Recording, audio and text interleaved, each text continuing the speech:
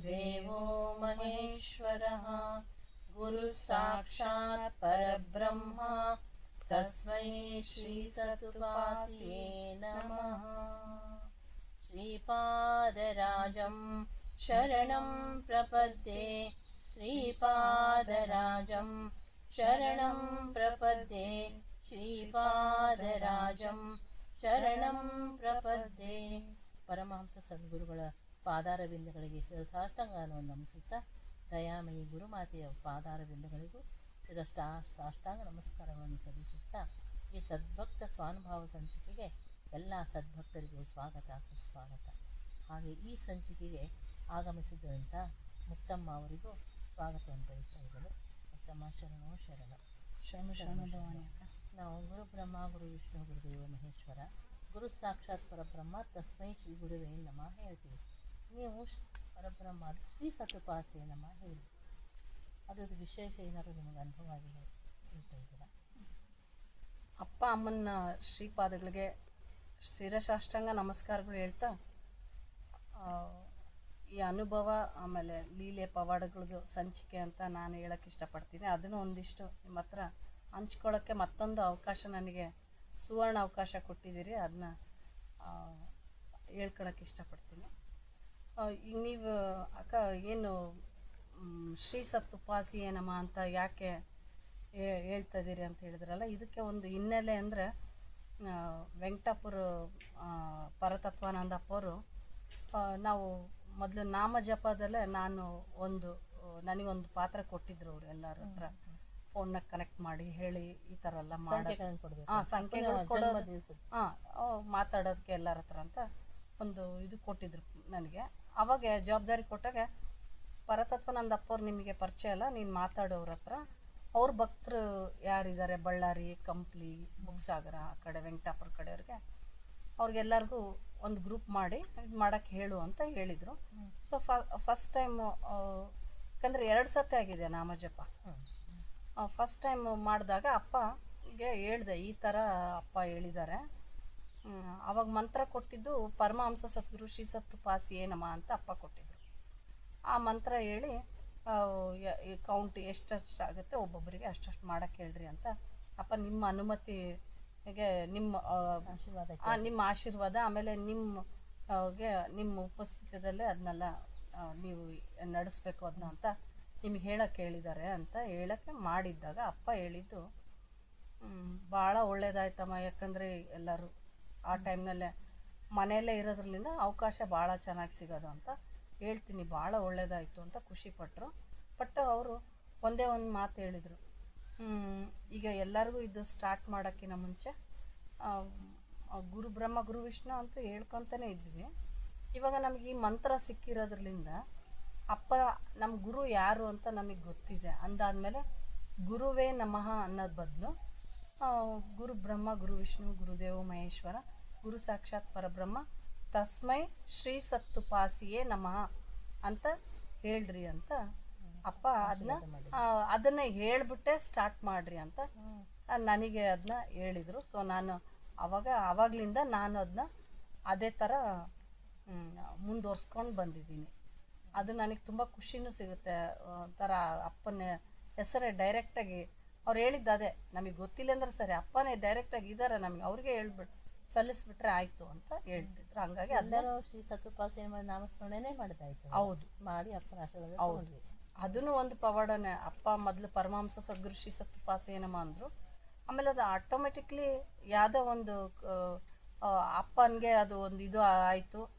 ಶ್ರೀ ಸತ್ಪಾಸ್ಯೆ ನಮಃನೇ ಸಾಕು, ಅದೇ ಮಂತ್ರನೇ ಎಲ್ಲರೂ ಹೇಳ್ರಿ ಅನ್ನೋ ಒಂದು ಇದಕ್ಕೆ ಅಪ್ಪ ಅದನ್ನ ಇದು ಮಾಡಿದರು, ಫೈನಲ್ ಮಾಡಿದರು.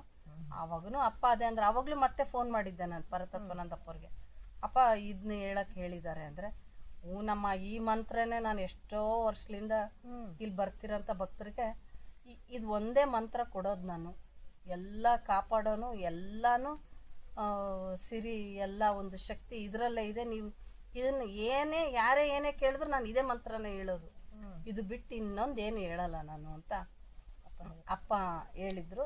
ಖುಷಿನೂ ಪಟ್ಟರು. ನೋಡು, ನಾನು ಹೇಳಿರೋದನ್ನೇ ಅಪ್ಪನೂ ಹೇಳಿದ್ದಾರೆ. ಅಪ್ಪ ನಾನು ಎಲ್ಲ ಹೆಂಗೆ ಕನೆಕ್ಟ್ ಆಗಿರ್ತೀವಿ ನೋಡು ಅಂತ ಚೆನ್ನಾಗಿ ನಮ್ಗೆ ಅರ್ಥೈಸಿ ನಕ್ಕು ಹೇಳಿದರು ಈ ಥರ ಅಂತ. ಅದೊಂದು ವಿಶೇಷ ಆ ಕೋವಿಡ್ ಟೈಮ್ನಲ್ಲಿ ಆಗಿರೋದು. ಆ ನಾಮ ನಮಗೆ ಕೊಟ್ಟಿದ್ದಾದ್ಮೇಲೆ ನಾಮಸ್ಮರಣೆ ಅದನ್ನೇ ಮಾಡ್ಬೇಕಲ್ವ ನಾವು ಕೊಟ್ಟಿದ್ದ ಗುರು ವಾಕ್ಯ ಪರಿಪಾಲನೆ ಮಾಡೋದು. ಆ ವಾಕ್ಯನೇ ನಾವು ಒಳ್ಳೇದಾಗಿದೆ, ಎಲ್ಲರಿಗೂ ಒಳ್ಳೇದಾಗಿದೆ. ಪ್ರತಿಯೊಬ್ಬರು ಅನುಭವ ಕಂಡಿದ್ವಿ, ಅನುಭವಿಸಿದ್ವಿ, ಜಪ ಮಾಡಿದ್ವಿ, ಎಲ್ಲರಿಗೂ ಒಳ್ಳೆತನ ಕಂಡಿದ್ವಿ ನಾವು. ಒಳ್ಳೇದು ಒಂದು ಲೆಕ್ಕಕ್ಕೆ ಪವಾಡಗಳನ್ನೇ ಆಗೋಗಿದೆ. ಈ ಪವಾಡಗಳನ್ನೇ ಆಗೋಗಿದೆ ಅಂತ ಹೇಳಿದ್ನಲಕ, ಇದು ಹೇಳ್ತೀನಿ ಕೇಳ್ರಿ. ಒಂದು ಘಟನೆ ಆ ಟೈಮ್ನಲ್ಲೇ ಅಪ್ಪನ ಹತ್ರ ನಾನು ಪುಷ್ಪಮ್ಮವರು ಮಾತಾಡ್ತಾ ಇದ್ವಿ ಈ ವಿಷಯ ಬಗ್ಗೆನೇ, ನಾಮಸ್ಮರಣೆ ಬಗ್ಗೆನೇ. ಆವಾಗ ಅಪ್ಪ ನಮಗೆ ಒಂದು ದೊಡ್ಡ ಪವಾಡದ್ದು ಇದನ್ನೇ ನಮಗೆ ಯಾರಿಗೂ ಗೊತ್ತಿದ್ದಿಲ್ಲ ಆ ವಿಷಯನ ಅವರು ನಮಗೆ ಹೇಳಿದರು. ಏನು ಹೇಳಿದಕ್ಕ? ಆಂಧ್ರ ಪ್ರದೇಶದಿಂದ ಒಬ್ಬರು ಭಕ್ತರು, ಪೊಲಿಟಿಷಿಯನ್ ಅಂತೆ, ಅವರು ಅಪ್ಪನ ಹತ್ರ ಬರೋದು ಹೋಗೋದು ಅವ್ರಿಗೆ ಸಂಪರ್ಕ ಇತ್ತು.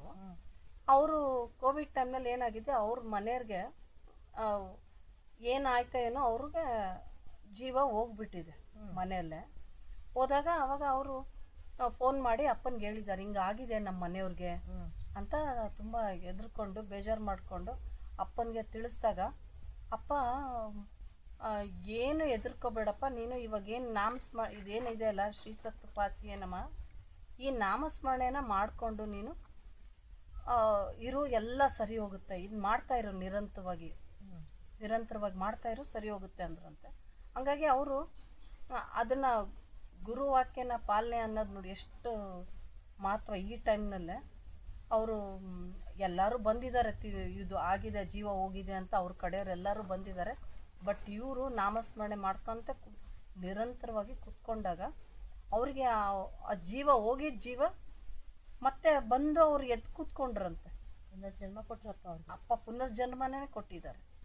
ಅದು ಅವ್ರಿಗೆ ಆಮೇಲೆ ಆಶ್ಚರ್ಯ ಆಗಿ ಅಪ್ಪಗೆ ಫೋನ್ ಮಾಡಿ ಹೇಳ್ದಂಗೆ, ನೋಡಪ್ಪ ಪವಾಡ ಅಂದರೆ ಇದೆ, ನಾಮಸ್ಮರಣೆ ಪವಾಡ ಅಂದರೆ ಇದೆ ಅಂತ ತಿಳಿಸಿ ಹೇಳಿದ್ರಂತೆ. ಆ ವಿಷಯ ನಮಗೆ ಕೇಳೋಕ್ಕೆ ಎಂಥ ಭಾಗ್ಯ ಅವತ್ತು. ಅಷ್ಟು ನಾಮಜಪದ ಮಹಿಮೆ, ನಾಮಜಪದ ಮಹಿಮೆನ ಭಕ್ತರು ಎಲ್ಲರ ಆ ಸಮಯದಲ್ಲೇ ಇದು ತುಂಬ ಮುಖ್ಯ ಇತ್ತು ಅಂದರೆ ತಿಳ್ಕೊಳ್ಳೋಂಥದ್ದು. ಸುಮ್ಮನೆ ಒಬ್ಬರು ಕೋವಿಡ್ ಯಾರಿಗೂ ಏನೂ ತೊಂದರೆನೇ ಕೊಡಲಿಲ್ಲ, ಎಲ್ಲರನ್ನೂ ಕಾಪಾಡಿದೆ ನಾಮ.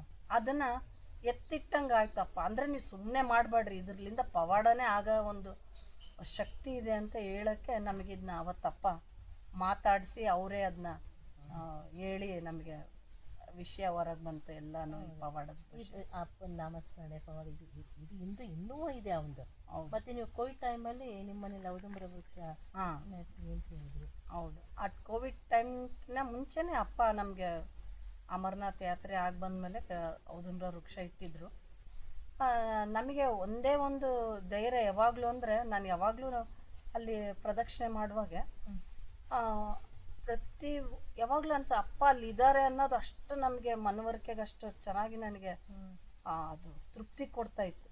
ಪ್ರತಿಯೊಂದು ಎಲೆನೂ ಅದೇನು ಟೊಂಗೆ ಇರುತ್ತಲ್ಲ, ಪ್ರತಿಯೊಂದು ಕೊಂಬೆಲೂ ಅಪ್ಪ ಇದ್ದಾನೆ. ಅಪ್ಪ ಆಶೀರ್ವಾದ, ಪ್ರತಿಯೊಂದು ಎಲೆ ಕೂಡ ಅಪ್ಪನ ಕೈ ಹಸ್ತ, ಆ ಥರ ಭಾವನೆ ನನಗೆ. ಇಷ್ಟೊಂದು ಎಲೆನೂ ಅಪ್ಪಂದು ಹಸ್ತನೇ, ಅವು ಅಷ್ಟು ಆಶೀರ್ವಾದ ಮಾಡ್ತಾ ಇದ್ದಾರೆ ಅಂತಲೇ ನನಗೆ ಯಾವಾಗಲೂ ಆ ಥರ ಭಾವನೆ. ಆ ಕೆಳಗಡೆ ಅಪ್ಪನ ಪಾದ, ಮೇಲೆ ಅಪ್ಪ ನಿಂತ್ಕೊಂಡು ಆಶೀರ್ವಾದ ನಿಂತು ಆಶೀರ್ವಾದ ಮಾಡ್ತಿದ್ದಾರೆ ಅನ್ನೋದನ್ನೇ ಭಾವನೆ ಇದ್ದಿದ್ದು. ಕೋವಿಡ್ ಟೈಮ್ನಲ್ಲಿ ಏನಾಯಿತು, ಇಲ್ಲಿ ಮಧುಮತಿ ಅಂತ ಇದ್ದಾರೆ ಅಪ್ಪನ ಭಕ್ತರು, ತಿಪ್ಟೂರವರು. ಅವರು ಇಲ್ಲೇ ನೆಲೆಸೋಂಥ ಒಂದು ಅವಕಾಶ ಸಿಕ್ತು. ಅಪ್ಪ ಅವ್ರನ್ನ ಕರೆದ್ರು, ಅವ್ರ ಆಶ್ರಮದಲ್ಲೇ ಉಳಿಬೇಕಾಯ್ತು ಎಷ್ಟೊಂದು ತಿಂಗಳ. ಅದಕ್ಕಿಂತ ಮುಂಚೆನೇ ಅವ್ರು ನಮಗೆ ಯೋಗ ಹೇಳ್ಕೊಡ್ತಾಯಿದ್ರು ಆನ್ಲೈನ್. ಕೆಲವೊಂದು ಭಕ್ತರೆಲ್ಲ ನಾವು ಇದ್ವಿ ಅವಾಗ.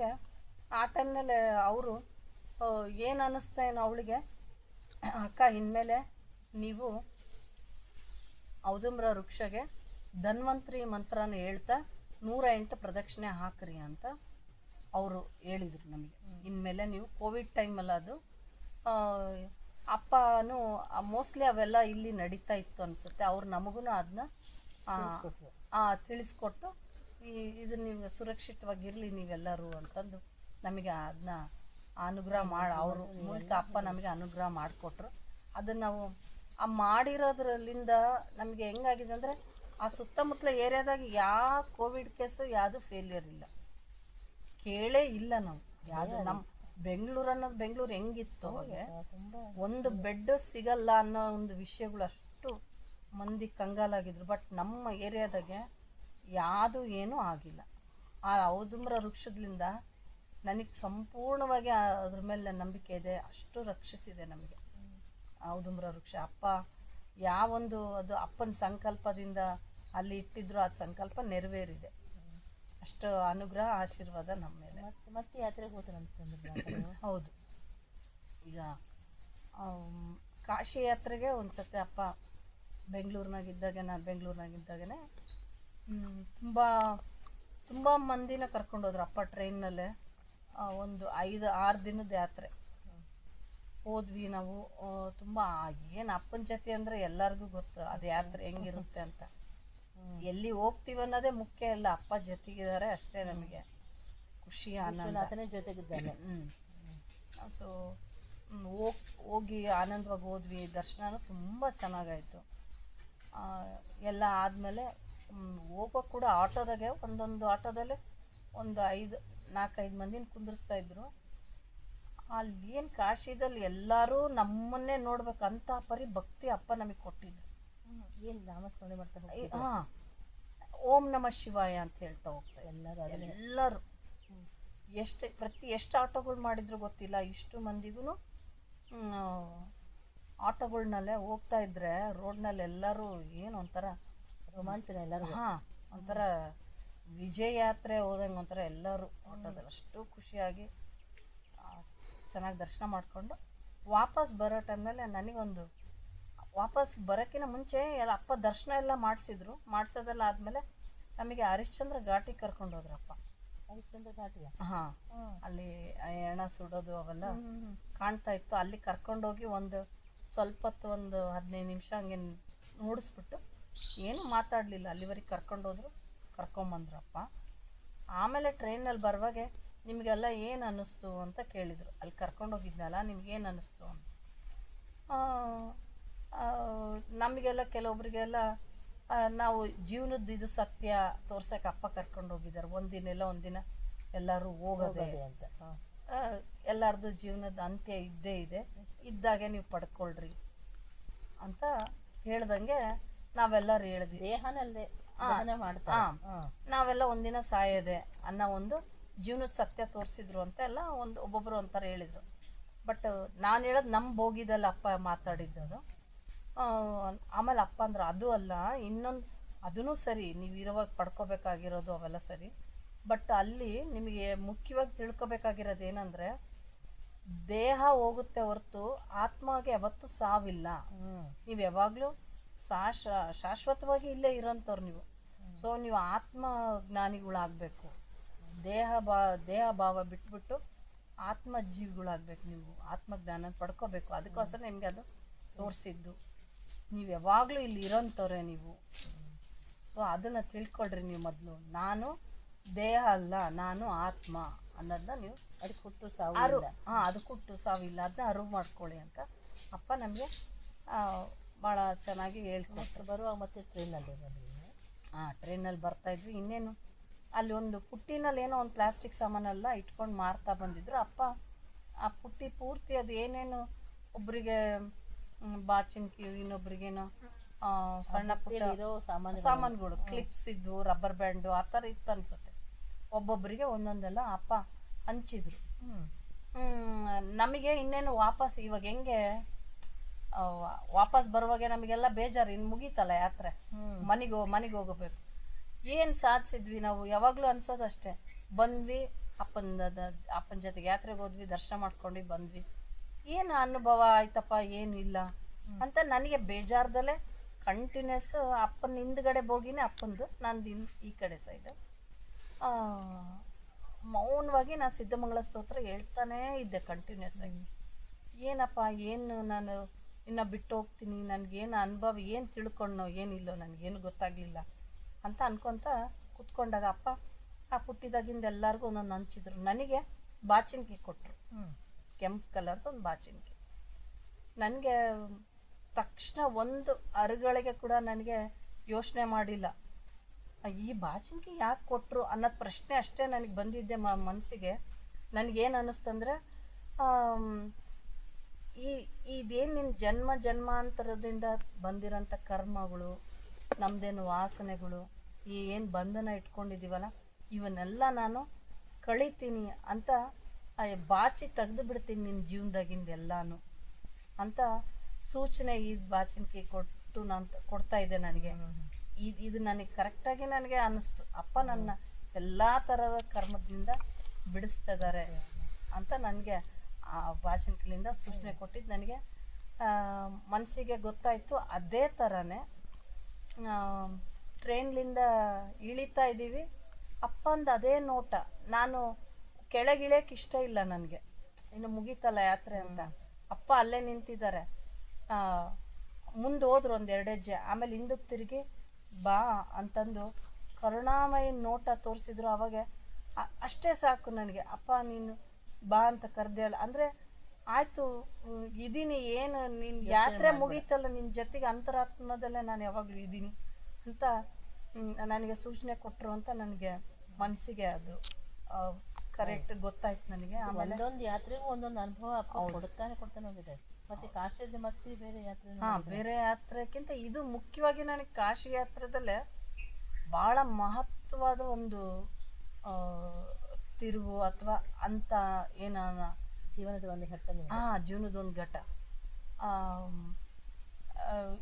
ಇಲ್ಲಿಂದ ನಾನೇನಂದು ಕರ್ಮ ಬಂಧನಗಳು ಕಳೀತಾರಂದ್ರಲ್ಲ, ಅದೇ ಪ್ರಕಾರ ಅಪ್ಪ ನನಗೆ ಬೇರೆ ಥರದಲ್ಲೇ ನನ್ನ ಕರ್ಕೊಂಡೋಗಿ ನನ್ನ ಕರ್ಮ ಬಂಧನಗಳನ್ನ ನಮ್ದು ಏನೇನಿತ್ತೋ ಗೊತ್ತಿಲ್ಲ ಅವನ್ನೆಲ್ಲನೂ ಕಳೆದು ಈ ಕಾಶಿ ಯಾತ್ರೆ ಆದಮೇಲೆ ಭಾಳಷ್ಟು ನಾನು ಅಪ್ಪನ ಹತ್ರ ದೃಢವಾಗಿ ನಂಬಂಥ ಒಂದು ಪರಿಸ್ಥಿತಿ ಬಂತು. ಒಂಥರ ಏನೇ ಪರಿಸ್ಥಿತಿ ಬಂದರೂ ನಾನು ನಿನ್ನ ಬಿಟ್ಟೋಗಲ್ಲಪ್ಪ, ನೀನು ನನ್ನ ಕಾಪಾಡ್ತೀಯ ಅಂತ ಗೊತ್ತು, ಆದ್ರೆ ನಾನು ಹಿಡ್ಕೋಬೇಕಲ್ಲ ಅಪ್ಪನ ಪಾದ. ಆ ಒಂದು ಮನಸ್ಥಿತಿ ಕೊಟ್ಟಿದ್ದು ಅವನೇ, ನಂದು ಅನ್ನೋದು ಏನೂ ಇಲ್ಲ ಇಲ್ಲಿ. ಒಂದು ದೃಢವಾಗಿ ನೀನು ನಂಬು ನನ್ನ ಅಂತ ಅವರೇ ಅದನ್ನ ಕೊಟ್ಟು, ಅವರೇ ಅದನ್ನ ಆ ಒಂದು ಏನಿದೆ ಅಲ್ಲ ಆಗು ಹೋಗುಗಳನ್ನ ದಾಟಿಸಿದ್ರು ನನ್ನ ಕೈಲಿ. ಅದನ್ನ ಮತ್ತೆ ಹೆಂಗೆ ಮತ್ತೆ ಇದೇ ರೀತಿ ಇನ್ನೊಂದು ಯಾತ್ರೆ, ಇನ್ನೊಂದು ಶ್ರೀಶೈಲ ಯಾತ್ರೆಗೆ ಕರ್ಕೊಂಡೋಗಿದ್ರು. ಅದಂತೂ ನನಗೆ ಪೂರ್ತಿ ನನ್ನ ಹೆಸರು ಇದ್ದಿಲ್ಲ ಅದರಲ್ಲೇ. ಆದರೂ ನನಗೆ ನಾವು ಅಂದರೆ ಇದು ಅಪ್ಪನ ಹತ್ರ ಬಂದಮೇಲೆ ಯಾವ ಜಾತಿ ಅದು ಏನಿಲ್ಲ, ಬಟ್ ಆದರೂ ನಾವು ಲಿಂಗ ಕಟ್ಕೊತೀವಿ. ಸೊ ಲಿಂಗಾಯತರಿಗೆ ಸ್ವಲ್ಪ ಶ್ರೀಶೈಲ ಮಲ್ಲಿಕಾರ್ಜುನದು ಸ್ವಲ್ಪ ವಿಶೇಷ, ಹೋಗ್ಬೇಕು ಅಲ್ಲಿಗೆ ಅಂತ ಒಂದು ಲಿಂಗಾಯತರದ್ದು ಒಂದೇನೋ ಒಂದು ಮೊದಲಿಂದ ಅದೊಂದು ಮುಖ್ಯವಾದದ್ದೊಂದು ಕ್ಷೇತ್ರ ನಮಗೆ. ನಾನು ಯಾವತ್ತೂ ಹೋಗಿಲ್ಲ ಅಲ್ಲಿಗೆ, ಎಲ್ಲೂ ಹೋಗ್ಬೇಕು ಅನ್ನೋ ಆಸೆಗಳು ನನಗೆ ಯಾವಾಗಲೂ ಇಲ್ಲ ಯೂಶ್ವಲಿ. ಇದು ಮಾತ್ರ ಅಪ್ಪನ ಜೊತೆಗೆ ಹೋಗ್ಬೇಕು ಅನ್ನೋದು ಇತ್ತು. ಯಾಕಂದರೆ ಅಪ್ಪಂದು ನಾವು ಕತೆಗಳ್ದಕ್ಕೆಲ್ಲ ಕೇಳ್ಕೊಂಬರ್ತೀವಿ, ಶ್ರೀಶೈಲ ಮಲ್ಲಿಕಾರ್ಜುನ ಅಂತ ಸುಮಾರು ಕಡೆ ಬಂದಿದೆ. ಅಪ್ಪನ ಹತ್ರ ಹೋಗ್ಬೇಕನ್ನೋ ಆಸೆ ಇತ್ತು. ಹಿಂದಿನ ದಿನ ರಾತ್ರಿ ಬಂದೆ ನಾನು, ಸಾಯಂಕಾಲ ಬಂದು ಕೇಳಿದೆ ಅಪ್ಪ ಬರ್ಬೇಕಂತಿದ್ದೀನಿ ಅಂದರೆ, ಅಪ್ಪ ಇಲ್ಲಮ್ಮ ಹಿಂಗೆ ಬಂದ್ಬಿಟ್ಟು ಹಿಂಗೆ ಹೋಗ್ತೀನಿ ಅಂದರೆ ಎಲ್ಲಿದೆ ಜಾಗ ಇಲ್ಲ ಅಂದರು. ಹೆಂಗೆ ಆಯ್ತಪ್ಪ ನಿಮ್ಮ ಇಚ್ಛೆ ಅಂತ ಅಂದ್ಕೊಂಡು ಸುಮ್ಮನೆ ಇದ್ದೆ. ಮರುದಿನ ಬೆಳಿಗ್ಗೆ ಎಲ್ಲರೂ ಹೊರಡ್ತಾ ಇದ್ದಾರೆ ಬೆಳಿಗ್ಗೆ ಶ್ರೀಶೈಲಕ್ಕೆ. ನನಗೆ ಅವಕಾಶ ಇನ್ನು ಆಗಲ್ಲ ಬಿಡು ಅಂತ ಅಂದ್ಕೊಂಡು ಸುಮ್ಮನೆ ನಿಂತ್ಕೊಂಡಿದ್ದೆ. ಎಲ್ಲ ನೀನು ಬರಲ್ಲ ಒಂದು, ಇಲ್ಲ ನನ್ನ ಹೆಸರು ಇಲ್ಲ ಅದರಲ್ಲ. ಎಲ್ಲರೂ ಹೋಗಿ ಕೂತ್ಕೊಂಡಿದ್ದಾರೆ. ಕೊನೆಗೆ ಅದೇನೋ ಅಪ್ಪಂದು ಆಶೀರ್ವಾದ ಅಶ್ವಿನ್ ಹೇಳಿ ಕಳಿಸಿದ, ಇಲ್ಲ ಆಂಟಿ ನೀವು ಬನ್ನಿ ಹೆಂಗಾನ ಅಡ್ಜಸ್ಟ್ ಮಾಡೋಣ ಅಂತ. ಅಪ್ಪ ಇದು ನಿನ್ನ ಆಶೀರ್ವಾದನೇ, ಹೆಂಗೋ ಕರುಣೆ ತೋರಿಸಿ ನಾನು ಕರ್ಕೊಂಡು ಹೋಗ್ತಾ ಇದೀಯ ಅಂತ ಹೋಗಿದ್ದು. ನಿಜವಾಗ್ಲೂ ಅದು ಪೂರ್ತಿ ನನಗೆ ಮಲ್ಲಿಕಾರ್ಜುನದ ಆಶೀರ್ವಾದ ಸಿಗ್ತದೆ. ಹೆಂಗಾಯ್ತು ಅಂದರೆ ನಮಗೆ ಅದು ಅವನದು ದರ್ಶನ ಒಂದು ಆದರೆ ನಮಗೆ ಎಲ್ಲರಿಗೂ ಭಕ್ತರಿಗೆ ಅಪ್ಪನ ಅಲ್ಲಿ ವಿಶೇಷವಾಗಿ ಅಪ್ಪ ನಮಗೇನು ದರ್ಶನ ಕೊಡ್ತಾರಲ್ಲ ಆ ಕ್ಷೇತ್ರದಲ್ಲಿದ್ದು ಅದು ನಮಗೆ ಭಾಳ ನಮಗೆ ಅಪ್ಪ ಎಲ್ಲ ದರ್ಶನ ಮಾಡಿಸಿದ್ರು. ಭ್ರಮರಾಂಬಿಕಾ ದೇವಿದೂ ಅಪ್ಪ ಕುತ್ಕೊಂಡು ಒಳಗೆ ಪೂಜೆ ಮಾಡಿದರು. ಪ್ರತ್ಯೇಕವಾಗಿ ಎಲ್ಲರದು ಮಲ್ಲಿಕಾರ್ಜುನ ದರ್ಶನ ಆದಾದಮೇಲೆ ಎಲ್ಲ ಮುಗಿದ್ಮೇಲೆ ಆ ದೇವಸ್ಥಾನದವ್ರು ಅಪ್ಪನಿಗೆ ಕುಂದಿರಿಸಿ ಒಂದು ಕಡೆ ಮಂಟಪ ಇದೆ, ಖಾಲಿ ಮಂಟಪ ಎತ್ತರದಲ್ಲೇ. ಆ ಮಂಟಪದಲ್ಲೇ ಅವರು ಅರ್ಚಕರು ಅಂದರೆ ಆ ಕಮಿಟಿ ಮೆಂಬರ್ಸ್, ಆ ದೇವಸ್ಥಾನದ ಕಮಿಟಿ ಮೆಂಬರ್ಸು ಅವರು ಎಲ್ಲರೂ ಅರ್ಚಕರು ಸೇರಿ ಅಪ್ಪನಿಗೆ ಸನ್ಮಾನ ಮಾಡಿದ್ರು ಅಲ್ಲಿ. ಅಪ್ಪಗೆ ಅವ್ರು ಸನ್ಮಾನ ಮಾಡ್ತಾ ಇದ್ದಾರೆ, ಅವ್ರೇನೋ ಮಂತ್ರಘೋಷ ಮಾಡ್ತಾ ಇದ್ದಾರೆ. ಆದರೆ ಅಪ್ಪ ಅವ್ರು ಸ್ಟಾರ್ಟ್ ಮಾಡಿದ್ದು ಒಂದು ನಿಮಿಷದ ಕೂಡ ತಡ ಆಗಿಲ್ಲ. ಅಪ್ಪ ಹಿಂಗೆ ಆಶೀರ್ವಾದ ಮಾಡ್ಕೊತ ವಿಜೃಂಭಣೆಯಾಗಿ ನಿಮ್ಗೆಲ್ಲರಿಗೂ ನಾನು ಆಶೀರ್ವಾದ ಕೊಡ್ತಾ ಇದ್ದೀನಿ ಅಂತ ಹಿಂಗೆ ಹಸ್ತ ತೋರಿಸಿ ನಮಗೆ ಕಂಟಿನ್ಯೂಸ್ ಆಗಿಲ್ಲ ಅವ್ರು ಮಾಡ್ತಾನೆ ಇದ್ದಾರೆ. ಅಪ್ಪ ನಮ್ಮನ್ನು ನೋಡಿ ಖುಷಿ ಪಟ್ಕೊಂಡು ಹಿಂಗೆ ಆಶೀರ್ವಾದ ಮಾಡ್ತಾನೆ ಇದ್ದಾರೆ ನಮಗೆಲ್ಲ ಭಕ್ತರಿಗೂ. ಅದು ನನಗೆ ಆ ಯಾತ್ರೆ ಮಲ್ಲಿಕಾರ್ಜುನನೇ ನಿಮ್ಗೆ ಆಶೀರ್ವಾದ ಅದು ಸಂಪೂರ್ಣವಾಗಿ ನಾವು ಅನುಭವಿಸಿದ್ವಿ. ಅದನ್ನ ಅಪ್ಪನ ಕೈಯಲ್ಲೇ ಪ್ರಸಾದ ಸಿಕ್ತು. ಸೊ ಅದೊಂದು ತುಂಬ ಇದು ಎದಕ್ಕೆ ಹೇಳ್ತೀನಿ ಅಂದರೆ, ಅದಾದಮೇಲೆ ನಮ್ಮ ಮನೆಯಲ್ಲೇ ನಾವೇನು ನಮ್ಮದೇನು ಆಸೆ ಕೋರಿಕೆ ಇತ್ತು ಅದು ಖಂಡಿತವಾಗಿ ಅಪ್ಪ ನೆರವೇರಿಸಿದ್ರು. ನಮ್ಮದು ಒಂದು ಮುಖ್ಯವಾಗಿ ಮಗನ ಮದುವೆದು ಒಂದು ಕಾರ್ಯಕ್ರಮ ಆಗಬೇಕಾಗಿತ್ತು, ಅದನ್ನು ಅಪ್ಪ ನೆರವೇರಿಸ್ಕೊಟ್ರು ನಮಗೆ ತುಂಬ ಚೆನ್ನಾಗಿ. ಮತ್ತು ಕೋವಿಡ್ ಟೈಮಲ್ಲಿ ಇನ್ನೇನು ಅಪ್ಪನೇ ನೀವು ಖುಷಿ ಪಡಿಸ್ಬೇಕು ಅಂತಿತ್ತು ಅಂತ ಹೇಳಿದ್ರಲ್ಲ. ಅದು ಒಂದು ಅಪ್ಪ ನಮಗೆಲ್ಲ ಖುಷಿ ಪಡಿಸ್ತಾರೆ, ಬಟ್ ನಾವು ಅಪ್ಪನಿಗೇನಾದ್ರು ಮಾಡಬೇಕು ಅಂತ ಆಸೆ ತುಂಬ ಇತ್ತು ಅಂದ್ರಲ್ಲ. ಅಪ್ಪ ಏನು ದತ್ತ ಜಯಂತಿಗೆ ನಮಗೆ ಸಾಧು ಸಂತರದ್ದು ಸೇವೆ ಅವರೇ ಮಾಡಿಸ್ಕೊತ ಇದ್ದಾರೆ, ಅವರೇ ಕೊಟ್ಟು ಅವರೇ ಮಾಡಿಸ್ಕೊತ ಇದ್ದಾರೆ. ಅದನ್ನು ಆ ಟೈಮ್ನಲ್ಲೇ ಕೋವಿಡ್ ಇನ್ನೂ ಇದೆ ಅಂದರೆ ಪೂರ್ತಿ ಮುಗ್ದಿಲ್ಲ, ರಿಸ್ಟ್ರಿಕ್ಷನ್ಸ್ ಎಲ್ಲ ಇನ್ನೂ ಇದ್ದವು. ಆ ಟೈಮ್ನಲ್ಲೇ ಅಪ್ಪ ನನಗೆ ಮನಸ್ಸಿನಲ್ಲೇ ಅಪ್ಪನಿಗೆ ಎಲ್ಲರೂ ಡ್ಯಾನ್ಸ್ ಮಾಡ್ತಾರೆ ಭಜನೆಗೆಲ್ಲ, ನನಗೆ ಡ್ಯಾನ್ಸ್ ಮಾಡೋಕ್ಕೆ ಬರಲ್ಲ, ನಾನು ಅಪ್ಪನ ಹೆಂಗೆ ಖುಷಿ ಪಡಬೇಕು ಅಂತ ನನ್ನ ಮನಸ್ಸಿನಲ್ಲಿ ಯಾವಾಗಲೂ ಇತ್ತು. ಸೊ ನಾನೇನು ಮಾಡಿದೆ, ಅವಾಗ ಡ್ಯಾನ್ಸ್ನ ನಾನು ನಮ್ಮ ಮನೆಯವ್ರಿಗೆಲ್ಲರಿಗೂ ಒಪ್ಪಿಸ್ಬಿಟ್ಟು, ಅವರು ಏನು ವಿಚಿತ್ರಾಗಿ ಏನೇನೋ ಹೇಳ್ತೀಯ ನೀನು ಅಂತ ಅವರು, ಇಲ್ಲ ಮಾಡಲೇಬೇಕು ಅಪ್ಪನ ಸಲುವಾಗಿ ನಾವು ಎಲ್ಲರೂ ಅಂತಂದು ಮನೆಯವ್ರ ಫ್ಯಾಮ್ಲಿ ಪೂರ್ತಿ ಡ್ಯಾನ್ಸ್ ಮಾಡಬೇಕು ಅಂತ ನನ್ನ ಆಸೆ. ಸೊ ನಮ್ಮ ಯಜಮಾನ್ರು, ನನ್ನ ಮಗ ಮಗಳು ನಾನು ಎಲ್ಲರೂ ಸೇರಿ ಅಪ್ಪನ ಸಲುವಾಗಿ ಒಂದು ನೃತ್ಯ ಸೇವೆ ಮಾಡಬೇಕು ಅನ್ನೋದನ್ನ ಒಂದು 15 ದಿನ ಕಲ್ತ್ಬಿಟ್ಟು ಅವತ್ತಿನ ದಿನ ಬಂದು ನಾವು ಅಪ್ಪನಿಗೆ ಅದು ನೃತ್ಯ ಸೇವೆ ಮಾಡಿದ್ವಿ. ಎಲ್ಲರದು ಅವಾಗ ಜಸ್ಟ್ ಮುಗ್ದಿತ್ತು ಅನಿಸುತ್ತೆ, ಏನೋ ಕೋವಿಡ್ ಅಲ್ಲ. ಆದರೆ ಕೋವಿಡಿಂದ ಇದರಿಂದ ಅಪ್ಪ ಇನ್ನು ಒಂಥರ ಎಲ್ಲೂ ಹೊರಗೆ ಹೋಗೋದು ಮಾಡೋದು ಹೋಗ್ತಿದ್ದಿಲ್ಲಂತ ಅಪ್ಪ ಯಾವಾಗಲೂ ಅಲ್ಲಿ ಆ ಟೈಮ್ನಲ್ಲೇ. ಈ ಸೇವೆ ಮಾಡಾದ್ಮೇಲೆ ನೃತ್ಯ ನೋಡಾದ್ಮೇಲೆ ಮಾಡೋ ಟೈಮ್ನಲ್ಲೂ ಅಪ್ಪ ತುಂಬ ನಕ್ಕಿದಾರಂತೆ, ಖುಷಿ ಪಟ್ಟಿದ್ದಾರೆ. 2 ಸತಿ ಮಾಡಿಸಿದ್ರು ಅಪ್ಪ ಮತ್ತೆ ಆ ಡ್ಯಾನ್ಸ್ನ ಮತ್ತೊಮ್ಮೆ ಮಾಡಿರಿ ಅಂತ ಹಾಲ್ನಲ್ಲೇ ಮಾಡಿದ್ವಿ. ಆ ಅಪ್ಪ ನನಗೆ ಅದೇ ಬೇಕಾಗಿದ್ದಿದ್ದು, ಆ ಅಪ್ಪನಿಗೆ ಹೆಂಗೆ ಖುಷಿ ಪಡಿಸ್ಬೇಕು ನಾನು ಅನ್ನೋದೊಂದು ಆಸೆನ ಅವನು ಭಾಳ ಚೆನ್ನಾಗಿ ನೆರವೇರಿಸಿದ. ನನಗೂ ತುಂಬ ಖುಷಿ ಆಯಿತು. ಆಮೇಲೆ ಅಲ್ಲಿ ಭಕ್ತರು ಶ್ರೀಪಾದಣ್ಣ ಅಂತ ಇದ್ದಾರೆ, ಅವರು ಹೇಳಿದರು, ಇಷ್ಟು ಕೋವಿಡ್ ಟೈಮ್ನಾಗಿಂದ ಅಪ್ಪ ಇಷ್ಟೊಂದು ನಕ್ಕಿದ್ದು ಇದೇ ಫಸ್ಟ್ ಟೈಮ್, ಭಾಳ ದಿನ ಆಗೋಗಿತ್ತು ಅಪ್ಪ ಖುಷಿಯಾಗಿ ನಕ್ಕಿದ್ದು ಅಂತ. ಭಾಳ ಸಂತೋಷ ಆಗಿದೆ ಅಪ್ಪಗೆ ಅಂದಿದ್ದು ನಮಗೆ. ಅದು ತುಂಬ ಮಕ್ಕಳನ್ನ ಖುಷಿ ಪಡಿಸ್ತಾರೆ, ನೀವು ಅಪ್ಪನ ಹೌದು. ಯಾವಾಗಲೂ ನಮ್ಮ ಸುಖನೇ ನಮ್ಮ ಸಂತೋಷನೇ ಇದ್ರಾಗೆ ಅವ್ರು ನೋಡ್ತಾ ಇರುವಾಗ ಅಪ್ಪನಿಗೆ ಹೆಂಗೆ ಸಂತೋಷ ಪಡಿಸ್ಬೇಕು ಅನ್ನೋದು ಒಂದು ನಂದು ಆಸೆ ಇತ್ತು, ಅದನ್ನು ನೆರವೇರಿಸಿದೆ.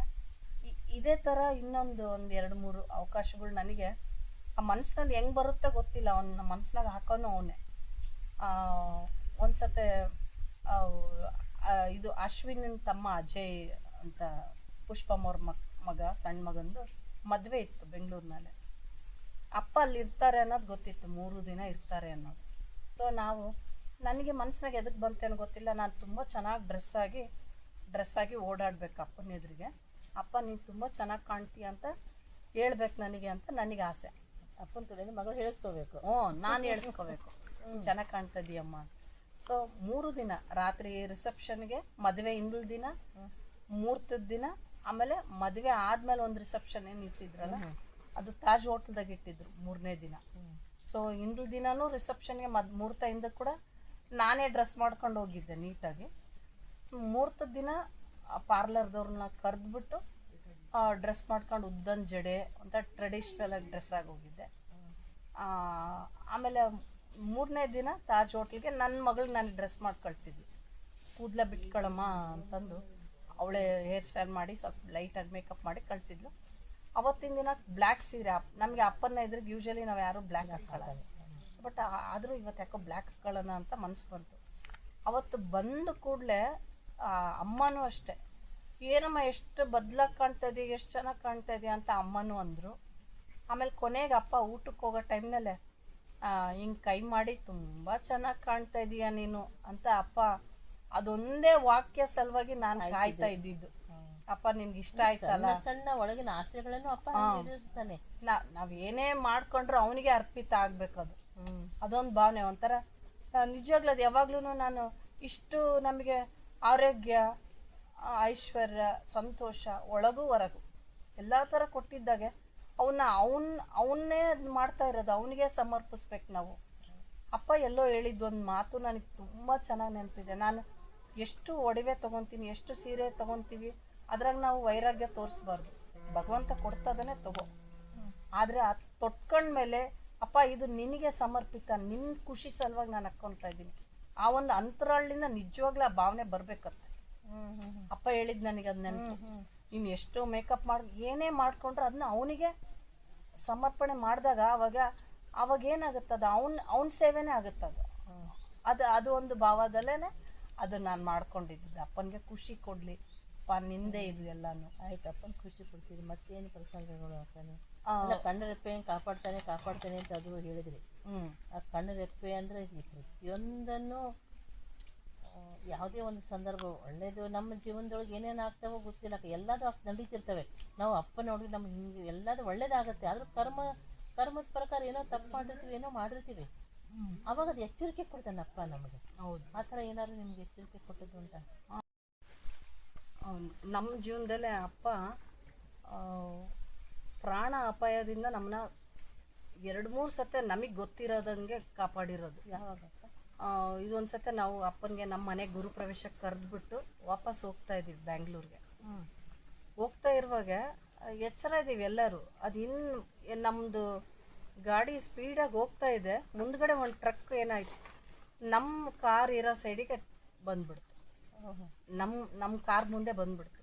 ಸ್ಪೀಡ್ನಾಗಿರೋದ್ರಲ್ಲಿಂದ ಕಾರ್ ನಮಗೆ ಎಷ್ಟು ಬ್ರೇಕ್ ಹಾಕಿದ್ರು ಕೂಡ ಅದು ಕಂಟ್ರೋಲಿಗೆ ಬರಲಿಲ್ಲ. ಹೋಗಿ ಪೂರ್ತಿ ಅದು ಹಿಂದ್ಗಡೆ, ಟ್ರಕ್ಕಿನ ಹಿಂದ್ಗಡೆ ನಮ್ಮದು ಕಾರಿಂದು ಪೂರ್ತಿ ಡ್ಯಾಶ್. ಎಂಥ ದೊಡ್ಡದು ಆಕ್ಸಿಡೆಂಟ್ ಅಂದರೆ ಆ ಲಾರಿ ನಮ್ಮ ಡ್ರೈವರ್ ಸೀಟ್ವರೆಗೂ ಬಂದಿತ್ತು. ಹಿಂದ್ಗಡೆ ಸೀಟು ಎಲ್ಲನೂ ನಾವು ಚಿದ್ರ ಆ ಕಡೆಯೊಂದು ಈ ಕಡೆಯೊಂದು ದಿಕ್ಕಾಗಿತ್ತು. ಅದು ಗ್ಲಾಸ್ ಹೊಡೆದು ಅದೇನು ಮುಂದ್ಗಡೆ ಮುಂಭಾಗದಿಂದ ಪೂರ್ತಿ ಜಾಮ್ ಆಗೋಗಿತ್ತು. ಆದರೂ ಯಾರಿಗೂ ಏನೂ ಒಂದು ಏನೇನೂ ಆಗಿಲ್ಲ, ಒಂದು ಗಾಯ ಏನೂ ಆಗಿಲ್ಲ. ಸುಮ್ಮನೆ ಹೋದ್ವಿ, ಒಂದು ಮೆಡಿಕಲ್ ಚೆಕಪ್ ಅಂತ ಬೇಕಾಗುತ್ತೆ ಅಂತ ಸುಮ್ಮನೆ ಹೋಗಿ, ಯಾಕಂದರೆ ಶಾಕ್ನಾಗಿದ್ವಿ ಅವಾಗ. ಏನಾಗಿದ್ವಿ ನಾವು ಅಂತ ಅಲ್ಲೇ ಹಾಸ್ಪಿಟಲ್ಗೆ ಕರ್ಕೊಂಡು ಹೋದ್ರು. ಸುಮ್ಮನೆ ಒಂದು ಚೆಕಪ್ ಮಾಡಿಸ್ಕೊಂಡು ಇಮಿಡಿಯೇಟ್ಲಿ ವಾಪಸ್ ಊರಿಗೆ ಬಂದ್ವಿ. ಇನ್ನೊಂದು ಆ ಘಟನೆಯಲ್ಲೇ ನಾನು ಯಾವಾಗಲೂ ಈ ತನೆಯ ಅಕ್ಕ ಅಂತಿದ್ದಾರಲ್ಲ, ಅವರು ಎಷ್ಟು ಅಂತರಾಳದಿಂದ ಅಪ್ಪ ಅಂತ ಕೂಗ್ತಾರೆ. ಹೌದು, ಸುಮಾರು ಸತೆ ನಾನು ನೋಡಿದ್ದೀನಿ. ಅವರು ಘೋಷಣೆ ಅಂತಾರೆ, ಅಪ್ಪನಿಗೆ ಜೈಕಾರ ಹೇಳೋದಾಗ್ಲಿ ಅಥವಾ ಅಪ್ಪನಿಗೆ ಕೂಗೋದಾಗ್ಲಿ, ಇವ್ರು ಎಷ್ಟು ಚೆನ್ನಾಗಿ ಒಳಗ್ಲಿಂದ ಕೂಗ್ತಾರಲ್ಲಪ್ಪ ಇವರು, ನಮಗೆ ಹಂಗೆ ಬರೋದೇ ಇಲ್ಲ ಅಂತ ಅನ್ಕೊತಾ ಇದ್ದೆ. ಅದನ್ನು ನನಗೆ ಆ ಟೈಮ್ನಲ್ಲಿ ಆಕ್ಸಿಡೆಂಟ್ ಆದಾಗೆ ಅದು ನನಗೇನೂ ಗೊತ್ತಿಲ್ಲ, ದತ್ತ ಅಂತ ಜೋರಾಗಿ ಕೂಗಿದ್ದೀನಿ ನಾನು.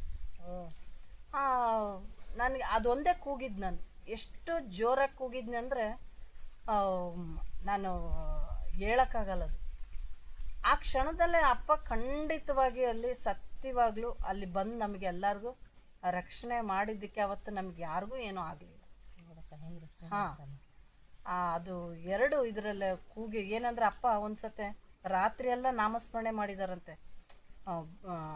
ಜೈಕಾರ ಅಂದರೆ ಓಂ ನಮಃ ಶಿವಾಯ, ಓಂ ನಮಃ ಶಿವಾಯ ಅಂತ. ಅದು ಕೂಡ ಅಷ್ಟೇ, ಅದಪ್ಪ ಹಿಂಗೆ ಅಂತರಾಳಿಂದ ಆ ಥರ ಹೇಳೋದನ್ನ ಅಷ್ಟು ಸಾಮಾನ್ಯವಾಗಿ ನಾವು ಸುಮ್ಮನೆ ಹೇಳೋಕ್ಕಾಗಲ್ಲ. ಅದು ಒಳಗ್ಲಿಂದ ಕರೆದ್ರೇ ಅದು ಭಗವಂತ ಅಷ್ಟು ಪ್ರಕಟ ಆಗಬೇಕು, ಹಾಗೇ ಆಗ್ತಾನೆ ಅನ್ನೋದನ್ನ ಅಪ್ಪ ಹೇಳ್ತಾರೆ. ಆದ್ರೆ ನಾವು ಆ ಥರ ಕೂಗಕ್ಕೆ ನಮಗೆ ಬರಲ್ಲ, ಅವನೇ ಅದನ್ನ ಕೊಡಬೇಕು. ಅದನ್ನ ನಾನು ಅವತ್ತು ಅರ್ಥ ಮಾಡಿಕೊಂಡೆ, ಕೂಗಂದ್ರೆ ಹಿಂಗಿರಬೇಕು ಅನ್ನೋದನ್ನ. ಆಮೇಲೆ ಅದು ಎಷ್ಟು ನಿರಾಳವಾಗಿ, ಕಾರಂತೂ 2 ತಿಂಗಳ ಮನೆಗೆ ಬರಲಿಲ್ಲ, ಅಷ್ಟು ಡ್ಯಾಮೇಜ್ ಆಗಿತ್ತು. ನಮಗೆಲ್ಲರಿಗೂ ಅದೊಂದು ಏನೋ ಮುಖ್ಯವಾಗಿ ಅಪ್ಪ ಕಾಪಾಡಿರೋಂಥದ್ದು ಒಂದು ನಾವು ಜೀವನ ಪೂರ್ತಿ ಮರೆಯೋಕ್ಕಾಗಲ್ಲ. ಹೇಳಿದ್ರೆ ಮೈ ಜುಮ್ ಅನ್ನುತ್ತೆ. ಹಾಂ, ಅಷ್ಟು ಒಂದು ಅಪ್ಪ ನಮ್ಮನ್ನ ರಕ್ಷಣೆ ಮಾಡಿದ್ರು ಅವತ್ತು. ಇನ್ನೊಂದು ಸತಿ ಕೂಡ ನಾನು ಕಾರ್ನ ಬಸ್ನಲ್ಲಿ ಬರ್ತಾ ಇರುವಾಗ ಹಿಂದ್ಗಡೆ ಬ್ಯಾಕ್ ಸೀಟ್ನಲ್ಲೇ ಕೂತ್ಕೊಂಡಿದ್ದು ನಾನು, ಲಾಸ್ಟ್ ಇದ್ರನಲ್ಲೇ. ನಮ್ಮ ಕಿಟಕಿ ಪಕ್ಕದ್ದು ಟ್ರಕ್ಕು ಆಮೇಲೆ ಬಸ್ಸು ಎರಡೂ ಹಿಂಗೆ ಒಂದೇ ಸತ ರಬ್ ಮಾಡ್ಕೊಂತ ಹೋಗಿದೆ. ಹಾಂ, ಲಾಸ್ಟಿಗೆ ನಮ್ಮದು ಇನ್ನೊಂದು ಸ್ವಲ್ಪ ಹೊತ್ತಾಗಿದ್ರೆ ನಮ್ಮ ಹಿಂದ್ಗಡೆ ಹಂಗೆ, ಅಂದರೆ ಅಷ್ಟೊತ್ತಿಗೆ ನಮ್ಮ ಬಸ್ನೊಂದು ಸ್ವಲ್ಪ ಸರ್ಕೊಂಡ ಲೆಫ್ಟಿಗೆ ಸರ್ಕೊಂಡಿದ್ದಕ್ಕೆ ಏನೂ ಆಗಲಿಲ್ಲ. ಅದೇ ಸ್ಪೀಡ್ನಲ್ಲಿ ಏನಾದರೂ ಮುಂದೆ ಹೋಗಿದ್ರೆ ಹಿಂದ್ಗಡೆ ಇರೋದು ಎಲ್ಲ ಪೂರ್ತಿ ಆಕ್ಸಿಡೆಂಟ್ ಆಗೋದು. ಆವಾಗೂ ಕಾಪಾಡಿದ್ದಾರೆ. ಇದು ನಮಗೆ ಗೊತ್ತಿದ್ದಂಗೆ, ಈ ಥರ ಆಗ್ಲಿಲ್ದಂಗೆ ಎಷ್ಟು ಸತೆ ಅಪ್ಪ ನಮ್ಮನ್ನ ರಕ್ಷಣೆ ಮಾಡಿರ್ತಾರೆ. ಅದು ನಮಗೆ ಅರಿವು ಬಂದೇ ಇರಲ್ಲ.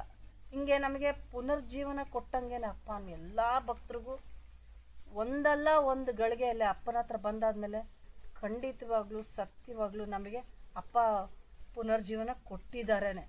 ಅಷ್ಟು ಪರಿ ಕಾಪಾಡಿದ್ದಾರೆ. ಅಷ್ಟು ಆಳದಿಂದ ನೀವು ನಮ್ಮನ್ನು ಕೂಗಿದಾಗ, ನಾನು ಭಕ್ತಿನ ಕೂಗಿದಾಗ ನಾನು ಬಂದೇ ಬರ್ತೀನಿ ಅಂತ ಅಪ್ಪ. ಅಲ್ಲ, ಅದೂ ಅಷ್ಟೇ ಸತ್ಯನೂ. ನಮಗೇನೋ ಆಗಿತ್ತು, ಎಲ್ಲರದ್ದು ಅನುಭವ ಕೇಳ್ತೀವಲ್ಲ, ಅವ್ರ ಜೀವನದಾಗೆ ಅದನ್ನ ಅಪ್ಪ ಜೀವನ ಕೊಟ್ಟು ನಮಗೆ ಕಾಪಾಡಿದ್ದಾರೆ. ಅದು ನಮಗೆ ಇದು ಒಂದು ಅದೇ ರೀತಿ ಇದು ನಮಗೆಲ್ಲರಿಗೂ ಜೀವನ ಅವರು ಉಳಿಸ್ಬಿಟ್ಟು ಮತ್ತೆ ಜೀವನ ಕೊಟ್ಟಿರೋಂಥದ್ದು ಅವತ್ತು. ಎಷ್ಟಿದೆ ಅನುಭವ ನಿಮ್ದು, ಇನ್ನೂ ತುಂಬ್ಕೊಂಡ್ಬಿಟ್ಟಿದ್ದಾರೆ ಹಂಗೆ ಅನುಭವಗಳ ರಾಶಿ. ಅಲ್ಲ, ಅಂತ ಭಗವಂತನೇ ನಮ್ಮ ಜೊತೆಗಿದ್ದಾಗ ಇವೆಲ್ಲ ಪವಾಡಗಳು ನಿಜವಾಗಿ ನೋಡೋಕೆ ಕಣ್ಣುಗಳು ಕೊಡಬೇಕು ಅಷ್ಟೇ. ನಂಬಬೇಕು, ನಂಬಿ ಕರೆದರೆ ಓ ಎಂಬ ಶಿವನ. ನಾವು ಹೆಂಗೆ ನಂಬಿ ಕೂಗ್ತೀವಿ ಹಂಗೆ ಅವ್ನು ಬಂದೇ ಬರ್ತಾನಪ್ಪ, ಓಡಿ ಬರ್ತಾನೆ. ಎಲ್ಲರಿಗೂ ಆಗಿದೆ ಇದು ಅನುಭವ. ನೀವು ಹೇಳಿದಂಗೆ ಪ್ರತಿಯೊಬ್ಬ ಭಕ್ತರಿಗೂ ಒಂದು ಕಾಪಾಡ್ದಂಗೆ ಹೇಳಿದ್ರಿ. ಅಪ್ಪ ಎಲ್ಲ ಪ್ರಾಣಾಪಾಯದಿಂದ ಕಾಪಾಡ್ದ, ಎಲ್ಲ ರೀತಿಯಿಂದ ಕಣ್ರೆಪ್ಪೆ ಅಂದೊಂದು ಒಂದು ಹೆಜ್ಜೆ ಎಲ್ಲವನ್ನೂ ಕಾಪಾಡಿದ್ದಾನೆ ಅಂತ ಹೇಳಿ ಎಲ್ಲರನ್ನೂ ಕಾಪಾಡ್ತಾ ಇದ್ದಾನೆ. ಈಗ ರಕ್ಷಾ ಕವಚ ಕೊಡಿ, ಇದು ನಾವು ಹೊತ್ಕೊಂಡಿದ್ದೀವಲ್ಲ ಅಕ್ಕ, ಇದು ಅಪ್ಪ ಕೊಟ್ಟ ರಕ್ಷಾ ಕವಚ. ಈಗ 12ನೇ ತಾರೀಕಿಂದ 18-25ನೇ ತನಕ ನಾವೊಂದು ಸಪ್ತಾಹ ಕಾರ್ಯಕ್ರಮ ಅಪ್ಪನ ನೇತೃತ್ವದಲ್ಲಿ, ಅಪ್ಪನ ಸನ್ನಿಧಾನದಲ್ಲಿ, ಅಪ್ಪನ ಕ್ಷೇತ್ರದಲ್ಲಿ ಅಪ್ಪನೇ ನಿಂತ್ಕೊಂಡು ನಮಗೆಲ್ಲ ಇದನ್ನು ಕರುಣಿಸಿದಂಥ ಒಂದು ಮಹಾಭಾಗ್ಯ, ಸುದೈವ ಕೊಟ್ಟಿದ್ದಾನೆ. ಗುರುಗೀತೆ ಪಾರಾಯಣ ನಮ್ಮ ಹತ್ರ ಮಾಡಿಸಿ ನಮ್ಮ ಕರ್ಮಗಳನ್ನು ಕಳೆದು ಮಾಡ್ತಾ ಇದ್ದಾನಪ್ಪ. ಹೌದಾ? ಎಲ್ಲರಿಗೂ ಆಗೇ ಇದೆ, ಯಾರಿಗೂ ಅನುಭವ ಆಗಿದೆ ಅಂತಿಲ್ಲ. ಇವತ್ತೇ ಕೇಳ್ತಿದ್ದು ನಿಮ್ಮ ಅನುಭವ ಏನಾಯ್ತು ಇವಾಗ? ಅದಕ್ಕೆ ಈಗೇನು ನೀವೇನು ಹೇಳಿದ್ರಲ್ಲ, ಇದು ಪುಣ್ಯ ಭಾಗ್ಯ ಅಂತ, ಎಲ್ಲದಕ್ಕಿಂತ ಹೆಚ್ಚಾಗಿ ಈಗ ನಾವು ಮಾಡಿರೋ ಗುರುಗೀತೆ ಪಾರಾಯಣ ಸಾಕ್ಷಾತ್ ಕೈಲಾಸದಲ್ಲೇ ನಾವು ಕುತ್ಕೊಂಡು ಎಲ್ಲ ಮುಕ್ಕೋಟಿ ದೇವತೆಗಳು ಸನ್ನಿಧಿದಲ್ಲೇ ನೀವು ಮಾಡಿದ್ದೀರ ಅಂತ ಅಪ್ಪನೇ ದೃಢವಾಗಿ ಇವತ್ತು ಹೇಳ್ಬಿಟ್ರು. ಸೊ ನಮಗೆ ಇಂಥ ಒಂದು ಪುಣ್ಯ, ಇಂಥ ಒಂದು ಭಾಗ್ಯ ನಾವು ಪಡ್ಕೊಂಡ್ವಲ್ಲ ಅನ್ನೋದಕ್ಕೆ, ಅದಕ್ಕೆ ಹೇಳಕ್ಕೆ ಏನೂ ಅದು ಸಾಧ್ಯ ಇಲ್ಲದ ಒಂದು ಅವಕಾಶ. ಇದಕ್ಕೆ ಏನಂದರೆ ಸುವರ್ಣ ಅವಕಾಶ ಇದು. ಅಂಥ ಒಂದು ಅವಕಾಶ ಅಪ್ಪ ಕೊಟ್ಟಿದ್ದಾರೆ. ಅಷ್ಟು ಚೆನ್ನಾಗಿ 7 ದಿನ ನಮಗೆ ಯಾವುದೇ ಒಂದು ಕೊರತೆ ಇಲ್ದಂಗೆ ನಮ್ಗೆ ಇದನ್ನ ಮಾಡೋಕ್ಕೊಂದು ಅವಕಾಶ ಕೊಟ್ಟರು ಅಪ್ಪ. ಇದರಿಂದ ನನಗೆ ಏನು ಅನಿಸಿದ್ದಂದರೆ, ಎಲ್ಲ ಭಜನೆಗಳ್ದಲ್ಲಿ ಅಪ್ಪ ಆವಾಗಲೇ ನಮಗೆಲ್ಲ ರೀತಿಯಲ್ಲಿ ತಿಳಿಸ್ಬಿಟ್ಟಿದ್ದಾರೆ. ನಾನಿದು ಓದ್ತಾ ನನಗೆ ಗೊತ್ತಾಗಿದ್ದೇನೆಂದರೆ, ಯಾವುದೂ ಹೊಸದಿಲ್ಲ ಇದರಲ್ಲಿ ನಮಗೆ ಭಕ್ತರಿಗೆ. ಬಟ್ ನನಗೆ ಹೊಸದೇನು ಅನಿಸಿದ್ದಂದರೆ, ಗುರುಗೀತೆ ಅಂತ ಚರಿತ್ರೆ ಇದೆ, ಗುರುಗೀತೆದು ಒಂದು ಪಾರಾಯಣ ಇದೆ ಅಂತ ನನಗೆ ಗೊತ್ತಿದ್ದಿಲ್ಲ. ಓದಿದಾಗೆ ಅದರಲ್ಲೇ ಪಾರ್ವತಿ ಪರಮೇಶ್ವರ ಮಾತಾಡೋದನ್ನ, ಯಾವ ಥರ ಪಾರ್ವತಿ ಕೇಳಿರೋ ಪ್ರಶ್ನೆಗೆ ಗುರುನ ಹತ್ರ ಹೆಂಗೆ ನಡ್ಕೋಬೇಕು, ನಾವು ಏನು ಪಡ್ಕೋಬೇಕು ಗುರುನ ಹತ್ರ ಅಂತ ಹೇಳಿದ್ನ ಅವರು ಹೇಳ್ತಾ ಬಂದಂಗೆಲ್ಲ ಅಪ್ಪ ಅದನ್ನ ಯಾವ ಥರ ನಮಗೆ ಲಿಂಕ್ ಮಾಡಿ, ನಾನು ನಿಮಗೆ ಅವಾಗಲೇ ಹೇಳಿದ್ದೀನಿ ನೋಡು ಈ ಥರದಲ್ಲೇ ಅಂತ ಎತ್ತಿ ಕೊಟ್ಟು ತೋರಿಸ್ದಂಗಿತ್ತು. ಅಂದರೆ ಮನಗಟ್ಟು ಮಾಡಿಕೊಡ್ರಿ, ಇದನ್ನು ಪಾರ್ವತಿ ಶಿವ ಆವಾಗಿನ ಕಾಲದಾಗೆ ಹೇಳಿದ್ನ ನಾನು ಇವಾಗೂ ಅದನ್ನೇ ಹೇಳ್ತಾ ಇದ್ದೀನಿ ಅಂತ ನಮಗೆ ಇನ್ನೊಂದು ಸತ್ತರು ಒಂಥರ ರಿವಿಷನ್ ಆದಂಗೆ ಆಯಿತು. ಬಟ್ ಈ ಸತೆ ನಮಗೆ ಆಗಿರೋದು ಅನುಭವ ಏನಂದರೆ, ಇನ್ನು ನೀವು ದಾರಿ ತಪ್ಪಕ್ಕಾಗಲ್ಲ, ಇನ್ನೇನು ಎಕ್ಸ್ಕ್ಯೂಸಸ್ ಇಲ್ಲ. ಇಷ್ಟು ಮಟ್ಟಕ್ಕೆ ನಿಮಗೆ ನಾನು ತಿಳಿಸಿ ಹೇಳಿದ್ದೀನಿ ಅಂದಮೇಲೆ ದೃಢವಾಗಿ ನಂಬಿಕೆ ಇಟ್ಕೊಂಡು ಅವನ ಮೇಲೆ, ಅವನ ಮಾರ್ಗದಲ್ಲೇ ನಾವು ನಡಿಬೇಕು ಅನ್ನೋದು ಎಚ್ಚರಿಕೆ ಇದು. ಅದೇ ರೀತಿಯಲ್ಲೇ ಅದೇನೇ ಒಂದು ಭಜನೆ ಇದೆ ಅಪ್ಪಂದು, ನಿನಗೂ ಆಣೆ ದತ್ತ ನನಗೂ ಸದ್ಭಕ್ತರಿಗೆಲ್ಲರಿಗೂ ನಿನಗೂ ಆಣೆ ನನಗೂ ಆಣೆ ಅಂತ. ಅಂದರೆ ನೀನು ನನ್ನ ಜೊತೆಗೆ ಬರ್ತಾಯಿದ್ದೀಯ ಅಂದಮೇಲೆ ನಾನು ನಿನಗೆ ಆಣೆ ಪ್ರಮಾಣವಾಗಿ ನಾನು ನಿನಗೆ ಸಾಹಿತ್ಯವನ್ನು ಕೊಡ್ತೀನಿ ಅಂತ ತೋರಿಸ್ದಂಗಿತ್ತು ಒಂಥರ. ಅದನ್ನು ಅವರು ಅಪ್ಪನೇ ದೃಢವಾಗಿ ಹೇಳ್ಬಿಟ್ಟಿದ್ದಾರೆ. ಡೈರೆಕ್ಟ್ ನಿಮಗೆ ನಾನು ಎಲ್ಲ ಕೊಡೋಕ್ಕೆ ಒಂದು ಕ್ಷಣ ತಡ ಮಾಡಲ್ಲ, ನಾನು ನಿಂತಿದ್ದೀನಿ, ಇದನ್ನು ಇನ್ನೂ ಪಡ್ಕೊಳ್ರಿ ನೀವು ಅಂತ ಮೈಯೆಲ್ಲ ಇನ್ನು ಕಣ್ಣಾಗಿ ನಾವು ಮೈಯೆಲ್ಲ ನಾವು ಗುರುವಿನ ಜೊತೆ ದೃಢವಾಗಿ ನಾವು ಅವನ ಹತ್ರ ವೇಗವಾಗಿ ಇನ್ನು ಹೋಗ್ಬೇಕು. ನಾವು ಯಾವುದಕ್ಕೂ ತಡ ಮಾಡಿಲ್ದಂಗೆ ಅವನ್ನ ಸಾಯುಜ್ಯನ ಪಡ್ಕೋಬೇಕು ಅನ್ನೋದೊಂದು ಮನದಟ್ಟ ಆಯಿತು ನನಗೆ. ಪ್ರತಿ ಹಂತದಲ್ಲೂ ಎಷ್ಟು ವಿಧವಾಗಿ ಗುರುವಿನ ಕರುಣೆ ಹೆಂಗೆ ಪಡ್ಕೋಬೇಕು, ಗುರು ಅಂದರೆ ಏನು, ಅವನ ಗುಣ, ಅವನದು ಏನೇನು ವಿಶ್ಲೇಷಣೆ ಮಾಡಿದಾರಂದರೆ ಇಷ್ಟೆಲ್ಲ ಎಲ್ಲ ಶಕ್ತಿಶಾಲಿಯಾಗಿರೋಂಥ ಗುರು ನಿನ್ನ ಹತ್ರ ಇದ್ದಾಗೆ ನೀನು ಅದನ್ನ ತಗೊಳಕ್ಕೆ ಹೆಂಗಿರಬೇಕು, ಈ ಸಂಸಾರದ ದುಃಖ ಜಾಡ್ಯಗಳಿಂದ ತಪ್ಪಿಸ್ಕೊಂಡು ನೀನು ಈ ಚಕ್ರದಿಂದ ನೀನು ಆತ್ಮಜ್ಞಾನ ಪಡ್ಕೊಂಡ್ರೆ ಮಾತ್ರ ನಿನಗೆ ಇದರಿಂದ ಮುಕ್ತಿ ಸಾಯುಜ್ಯ ಪಡ್ತೀಯ. ಅದಕ್ಕೆ ಆ ಸಾಯುಜ್ಯನ ಪಡ್ಕೋಬೇಕಂದ್ರೆ ಗುರುನೇ ಅದಕ್ಕೆ ಸಮರ್ಥ, ಇನ್ಯಾವುದೂ ದಾರಿ ಇಲ್ಲ ನಿನಗೆ. ಸೊ ಅವನ ಹತ್ರ ನೀನು ಸನ್ಮಾರ್ಗದಲ್ಲೇ ನಡೆದ್ರೆ ನಿನಗೆ ಎಲ್ಲನೂ ಸಿದ್ಧಿಸುತ್ತೆ ಅಂತ ಹೇಳ್ದಂಥದ್ದು. ಇದು ಒಂದು ಎಷ್ಟಂದರೆ ಆಳವಾಗಿ ಇದು ಏನಂತಾರಲ್ಲ, ನಾವು ಸಮುದ್ರದ ಆಳ ನಾವು ನೋಡೋಕ್ಕೆ ಅಳಿಯೋಕ್ಕೆ ಸಾಧ್ಯ ಇಲ್ಲ. ಅದೇ ಥರ ಈ ಗುರುಗೀತೆಯನ್ನು ಮಹಿಮೆನ ತಿಳ್ಕೊಳಕ್ಕೆ ನಮಗೆ ಸಾಧ್ಯ ಇಲ್ಲ. ಅದು ಎಷ್ಟು ಅಪ್ಪ ನಮ್ಮ ಜ್ಞಾನಕ್ಕೆ ತಿಳಿಸ್ಕೊಟ್ಟಿದ್ದಾರೆ, ಸರಳವಾಗಿ ನಮಗೆ ಹೆಂಗೆ ತಿಳ್ಕೊಬೇಕು ಅಂತ ಸರಳವಾಗಿ ತೋರಿಸ್ಕೊಟ್ಟಿದ್ದಾನಪ್ಪ. ತೋರಿಸ್ಕೊಟ್ಟಿದ್ರೆ ಮನದಟ್ಟು ಮಾಡ್ಕೋಬೇಕಲ್ಲ, ಅದನ್ನೇ ಹೇಳಿರೋದು. ಶ್ರವಣ ಮನನ ನಿಧಿಧ್ಯಾಸ ಇದನ್ನ ಮಾಡಲಿಲ್ಲ ಅಂದರೆ ಅದು ನಮಗೆ ಅದು ಪಡ್ಕೊಳಕ್ಕಾಗಲ್ಲ. ನಾವು ಅದನ್ನು ಅವನೇ ನಮಗೆ ಕೊಟ್ಟು ಕರುಣಿಸಿ ಅವನೇ ಕೈ ಹಿಡಿದು ನಡೆಸ್ಕೊಂಡು ಹೋಗ್ಬೇಕು ಅಂತ ಬೇಡ್ಕೊತೀನಿ. ಇಷ್ಟು ದೊಡ್ಡ ನಿಧಿ ನಮಗೆ ನಮ್ಮ ಮುಂದೆ ಇದೆ, ಅದನ್ನ ಪಡ್ಕೊಳ್ಳೋದು ಬಿಡೋದು ನಮ್ಮ ಅದೃಷ್ಟ ಇರಬೇಕು ನಮಗೀಗ. ಇದಕ್ಕಿಂತ ಇನ್ನು ಅವಕಾಶ ಸಿಗೋಕ್ಕೆ ಸಾಧ್ಯನೇ ಇಲ್ಲ.